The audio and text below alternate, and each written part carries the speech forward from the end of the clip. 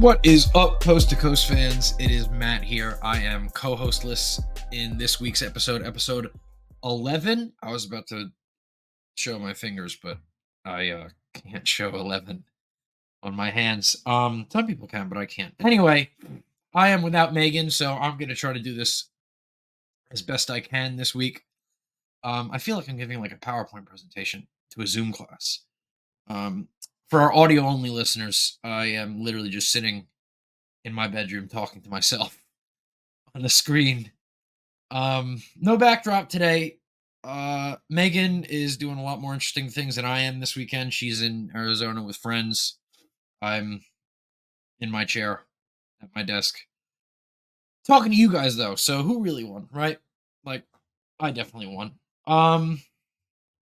I got a few things I want to talk to you guys about. I have a guest coming today, our first coast to coast guest.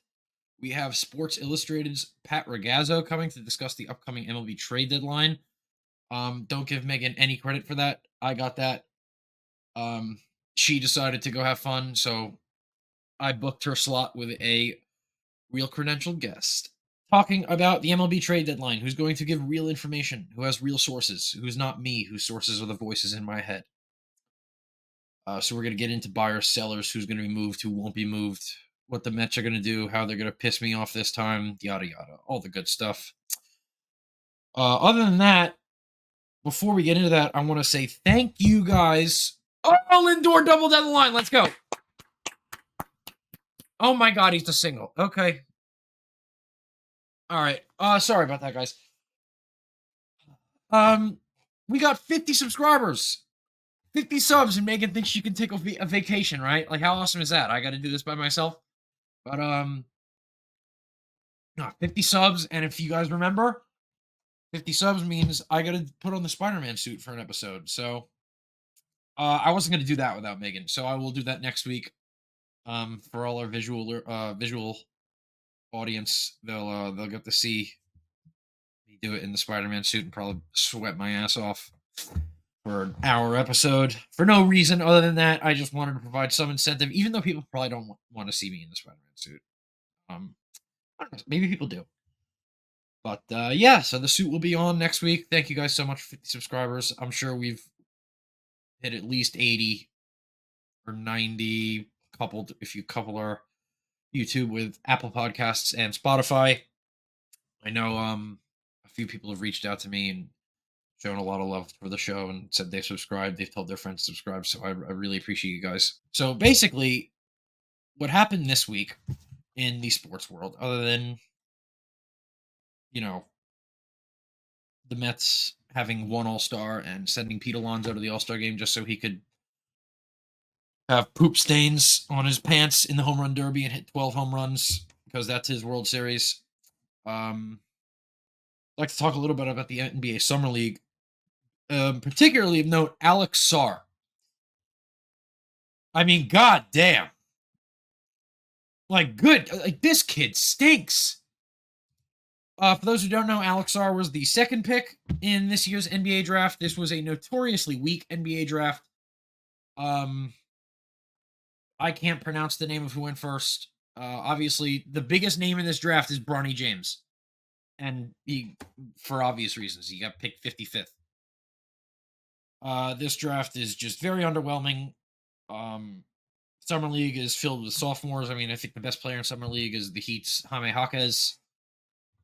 Anyway, Alex Sarr, and I am one to follow foreign prospects a little closer than most.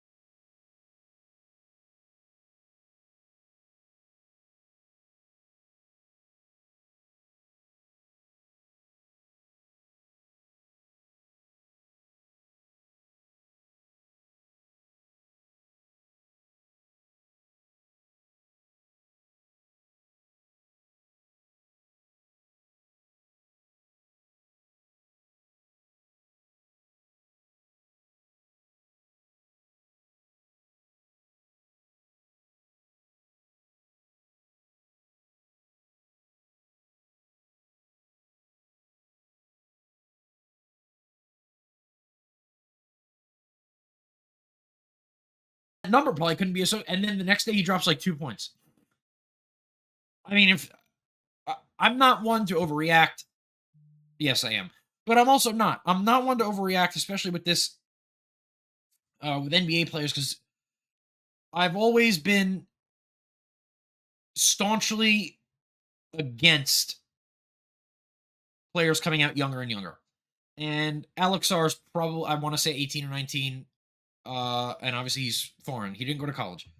But I was always against players foregoing college to rush to play, like players like Jalen Green, who went to the G League and are now been in the league like 4 years, and they're just now starting to bloom.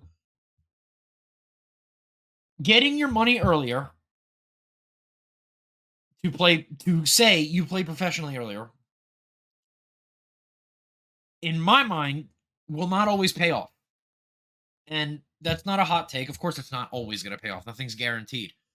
But I feel like players are set up for success so much more when they go to a college program and they have fundamentals and strategies, and they're taught how to play defense, for God's sakes.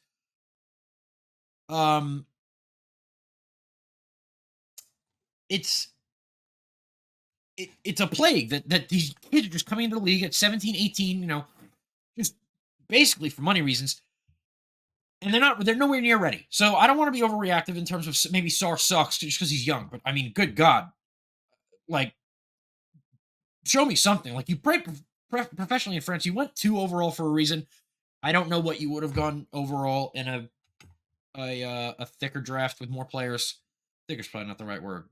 Pause on that. But a better draft, deeper draft. Anyway, I mean, like, wake up. If you hear me, Alex Sarr, wake up. Also, to Megan's credit, this is hard. Doing this by myself is hard. My train of thought is on multiple tracks right now. Anyway, other than Alex Sarr in the Summer League, we have Bronny, who got off to a cold start himself, obviously, who could not do a damn thing right on offense. And for those who are paying attention on social media, on Twitter, Instagram, he struggled. But the difference is Bronny was the 55th pick and Alex Sarr was the second. Now, Bronny shares LeBron James's name, so he's going to carry that with him his whole career. But anyone who knows basketball in any semblance knows. Oh, the Mets are so bad. Good God. Anyone who knows basketball knows Bronny isn't the same player as LeBron James. Bronny's been heating up though. Last few games. He's averaging 9 points a game, almost 4 boards a game, an assist a game. He's a good wing defender. Not great shooting the ball, especially from deep. But look, you're the 55th pick. You got guaranteed $8 million. You got a nepotism contract. Not worried about Bronny. I think Bronny will play meaningful basketball though for the Lakers. I don't know if that's good for the Lakers, but it be what it be in that sense. You know what I mean? So, man, I really wish I had Megan to bounce this off of. This is hard. And you know what? I don't want any of this cut. I want this all raw. And I'm going to get drilled in feedback for this, especially from like Megan's side, like those who root for her and don't root for me. They're like, oh yeah, Matt sucks. Like he's talking to himself the whole time. So Megan gave like a whole spiel in the WNBA, like professional. She got dressed up for this and was reading off numbers and stats. And I'm just up here bullshitting. The last talking point I had before I get our guest, who will make this much better, this episode much better, is I want to talk about Team USA's men's basketball team. Which, forget that for 1 second, actually. Team USA, speaking of Team USA, the women's team lost to the WNBA All-Stars. And they really should have just given all the WNBA All-Stars the USA jerseys at the end. I mean, good God. Like, what are we doing? But, no, I'm not going to get into that too much. I would be just talking out of my ass. If I started talking about that, I was just looking at a final score. But Team USA's men's team, to my surprise, not at all, is struggling to mesh. And I think Steve Kerr really needs to stop changing up the starting lineups every game. until he finds one that work. I mean, you're practicing every day. There's got to be a lineup is working, and they just had to beat South Sudan by one. South Sudan has one NBA player who's not even in the NBA, and Wenyan Gabriel, and you beat them by one. So this goes back to my point last week that I made about the Celtics. If you sent over the Celtics to the Olympics, and it wouldn't work seamlessly because the Celtics have foreign players, like obviously Porzingis is Latvian and whatever. So you wouldn't have a one-to-one roster, but I'm just saying, if you sent over a team that knew how to play off each other and was coached together and they gelled and they were a unit, no other country's team would stand a chance. And someone in the YouTube comments said, I didn't know basketball. I don't care. The Celtics would have a wider margin of victory than Team USA would in any of these games. Just because of team continuity. And team continuity is so important. Especially in basketball. I mean, look, there's one ball and they have 15 first options. You know, these guys are used to shooting the ball 30 times a game on their own respective teams in the NBA. Rightfully so. They're the best players on their team. And now they're having to learn how to play together again in a month against guys that have played together for a long time, especially in countries like France and Serbia and the European countries. I don't know anything about South Sudan's roster other than when I looked at it, I saw Wenyan Gabriel's name on there. But these guys growing up overseas, like Luka Doncic and everything, they all play together growing up. And, you know, AAU teams are one thing. You know, a lot of these players do know each other as kids growing up, but it's so much different. I mean, the continuity factor is so important. That's why I think they really need to just stick with the same rotations so they get that sense of continuity. Whatever they're going to develop, they got it. They have 2 exhibition games left. The Olympics start in 10 days. Oh, actually less, like a week. Their first real game's in a week.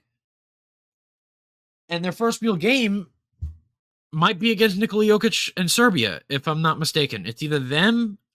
They do play South Sudan again, and they do play Puerto Rico last, but I can't remember who it is exactly they start off against, but it doesn't matter. It doesn't matter who they start off against. They need to get it together and start gelling. So with that, I am going to bring us into our segment with a guest. Pat Ragazzo is here. He's waiting. And I'm going to pause this, and then we'll start back up the recording. All right, guys, we're back. I have my guest here. I have my buddy Pat Ragazzo here from Sports Illustrated here to talk about the upcoming MLB trade deadline. And if you were listening to me yap about the NBA Summer League for the past 15 minutes, this is what I actually wanted to have you guys listen to. So for those of you that did listen to that garbage for me, thank you. Like I said, my co-host is out on a weekend bender in Phoenix, and I'm in my childhood bedroom talking about nonsense on July 21st. Anyway, Pat here is a Sports Illustrated writer for the Mets and Yankees. I've been following him for years. He finally gave me a follow back. His word is bond for me. I've sent many of his tweets between my friends and I. So, Pat, I'll let you take it from here. Just tell us a little blurb about yourself, and then we'll get into the deadline. Well, that's flattering, Matt. Thank you. And we didn't connect until this season, I guess. So yeah. I didn't realize that you've been following me for that long, but I appreciate it and glad we got to connect. And I appreciate you having me. And yeah, I mean, I'm in my 4th season covering the Mets on a full-time basis and my 2nd season covering the Yankees on a full-time basis. So 2nd season doing both teams, 4th season overall. And I did actually cover the Yankees on a part-time basis my first 2 years covering the Mets as well. So I've never been unplugged from the Yankees completely, but now I'm like plugged in with both teams like every day. I'm essentially like kind of like an insider at this point for Mets and Yankees at Sports Illustrated, and run both websites over there for the Mets and Yanks, of course. And yeah, just been doing some TV, obviously podcast appearances, radio pretty often. So yeah, just crazy busy time right now as everyone's talking about the trade deadline. We got the second act of the Subway Series coming up, a big weekend series with the Mets and Braves next weekend, which Sango will be back for most likely. So yeah, a lot to talk about, and excited to chop it up with you. Yeah, Pat has luckily not blocked me for me venting to him half the time about stupid shit that the Mets have done in the past I just whined to everyone. So before we get into the deadline, let me ask you one thing, because some of my friends think I'm insane for this, and this just happens to do it today. The Mets, for those who don't know, because I pay attention to the Mets a lot more than most of our listeners do. I am obviously everyone who listens to me knows I go freaking for the Mets. I broke up this episode twice looking at a Lindor base hit and another ball that was dropped. Why the Mets had a rookie pitcher today, Christian Scott, who is from around where I live, actually. Fun fact. He has yet to get a win. This is his ninth start, I think. And he has yet to throw a game to catcher Francisco Alvarez. And Francisco Alvarez, in my humble, completely biased opinion, is a top 3 catcher probably to throw to in the league right now. He calls games unbelievably. He's impeccable behind the plate. Even when he's pressing offensively, he is just so wise beyond his years behind the plate. He was always heralded as an offense first catcher, and he was supposed to have his defense catch up behind him as he made his ranks way up through the league. And it's just when he started getting these words of advice and confirmation from Verlander and Scherzer last year about just how good he was, it really showed like we have a star in our hands. And if you look at the ERA difference in the Mets starting pitching rotation to throwing to Alvarez and throwing to anyone else, the difference is mind-boggling. It's like an honor student's GPA versus mine. I mean, I'm bottom of the barrel, and then like we got guys throwing to Tomas Nido with a 6-something ERA. So now obviously we've shed that dead weight, and Luis Torrens is now the Mets backup catcher, who's been a revelation of a backup catcher, to be honest. The Mets got him for like a box of cookies from the Yankees, actually.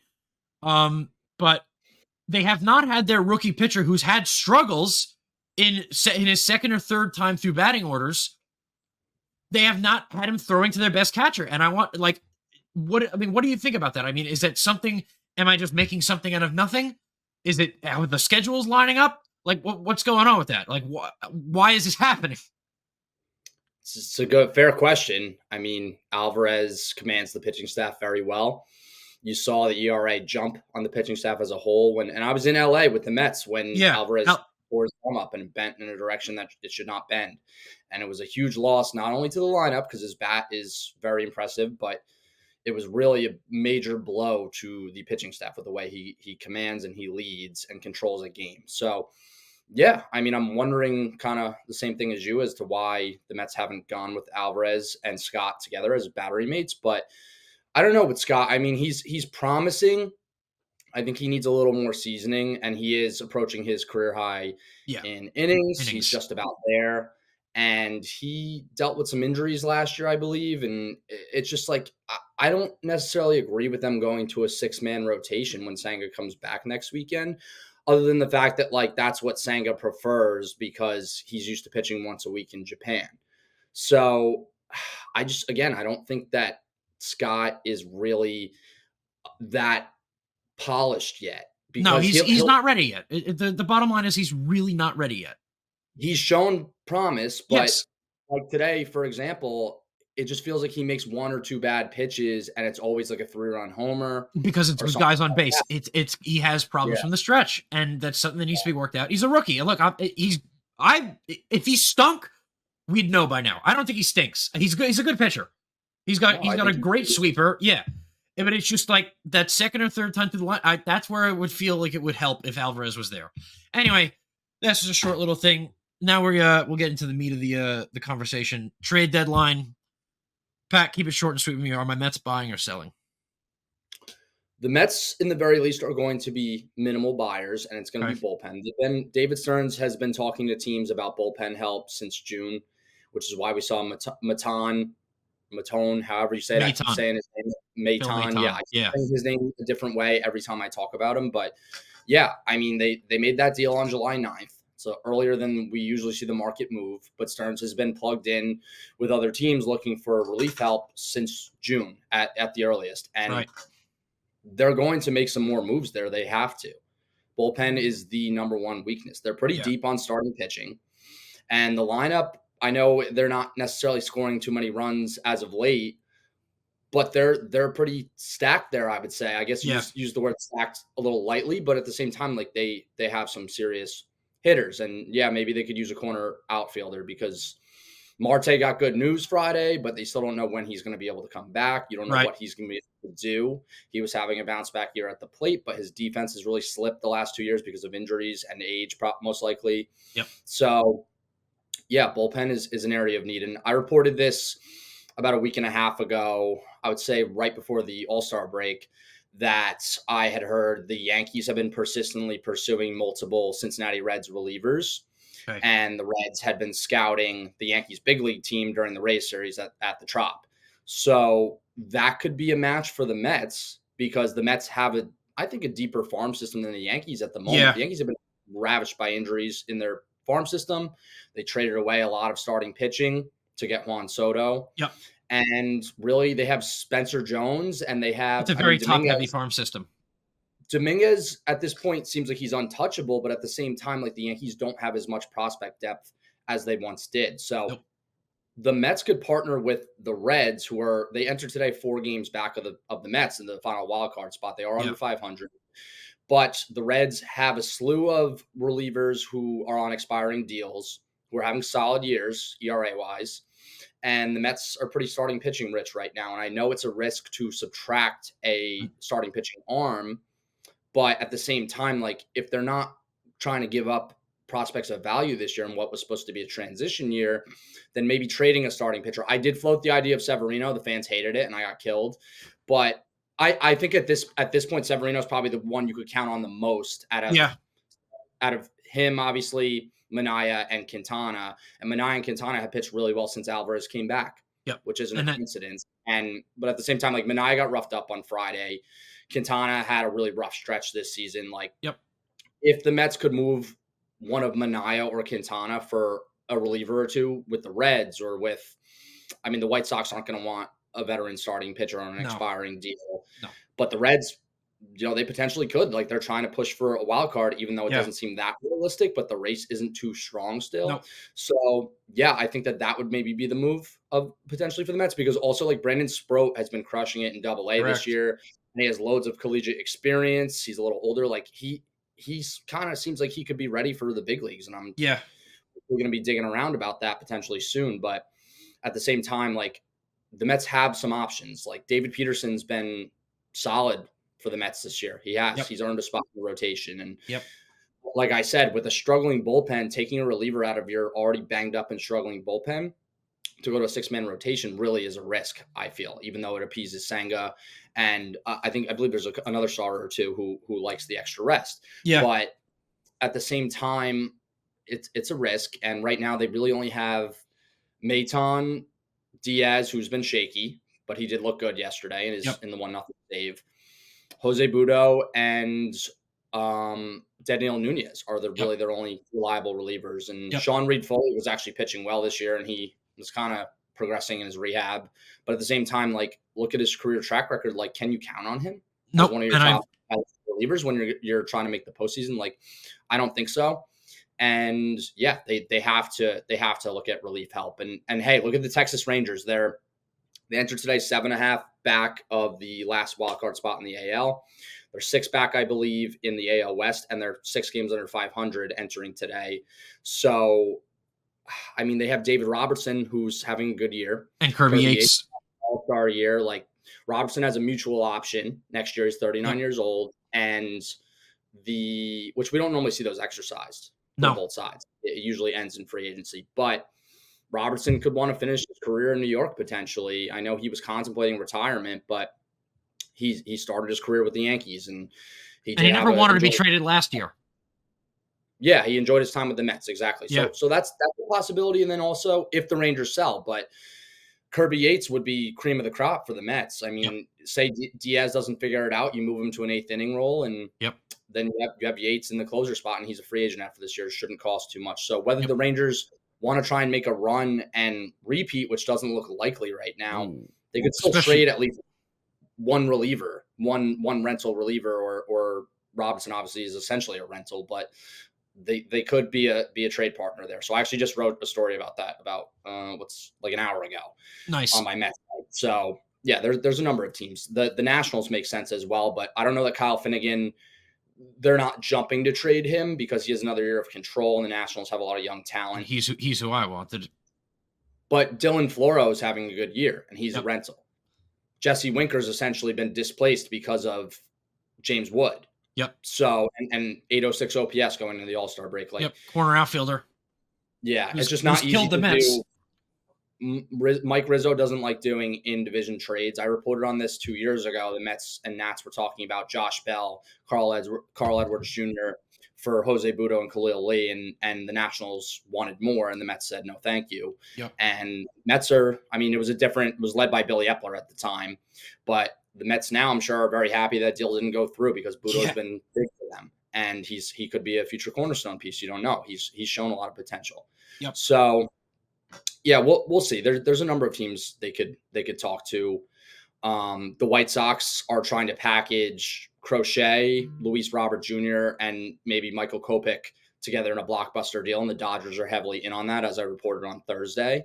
And Bob Nightingale wrote the same thing in his column today, but that's exactly through my reporting what I've heard and shared on Thursday. So Dodgers have a deep farm system, and they have injuries, but they have guys coming back, and like they're going to be aggressive. This is classic Dodgers at the deadline every year. Every single time. If they can't pull off a big blockbuster deal, then they would be open to moving the guys separately, and that's where maybe the Mets could trade for Michael Kopech or even Eric Fetty, who's having a very good bounce back year for the White Sox. He's a starter. He also has experience as a reliever. Like, there's a number of different things the Mets can do, and they shouldn't have to give up too much to get certain guys who are rentals or maybe high upside and not having great years like Kopech. So, yeah, I think there's a number of areas they can go, and they should do things, I think, like the Yankees obviously talking to the Reds about their rentals. The Mets probably, I can't confirm this at the moment, but that's an avenue that makes sense for the Mets as well as a trade partner is the Reds. Yep, and I talked about this with a few people, actually. I thought the Reds were on the same wavelength with that, especially if the Reds would be willing to part with Edwin Diaz's brother. I don't think they would be, but he is having a downish year for his standards. He's not having a great year from what I was looking at, and if the Reds really just decided to wave the white flag, which I don't think they're going to do, there's only 3 teams out in the NL, and that's the Rockies, the Marlins, and I can't even name the third right now, but it's not the Reds. There's basically nobody out in the wild card standings, and that's what Manfred did by implementing this third wild card. You just basically have to tread water, and you're in a spot, and you could be a buyer at the deadline. So there's so many more buyers at this deadline, it seems like, than sellers. So everyone is going to be blowing up the phones of the White Sox. The A's potentially for Mason Miller, if they decide to have any wiggle room on him. I don't think they will. I'd kill somebody for Mason Miller on my team. But yeah, the Reds, I think, make a lot of sense if they did happen to wave the white flag, because you could potentially get that Diaz brother, especially with how big of a, I want to say this the right way, how important it is for Edwin Diaz to be mentally good on the mound, because I feel like Edwin Diaz, when he has those implosions, it snowballs for him. He has those bad snowball effects. If you have someone like that as a comfort zone on the team, you limit that in some ways, I feel like. I don't think it's going to happen. I'm just speaking devil's advocate, as that'd be a cool move I'd like to see happen. Obviously, it would cost the Mets a lot to get Alexis Diaz. I still think he has multiple years of control.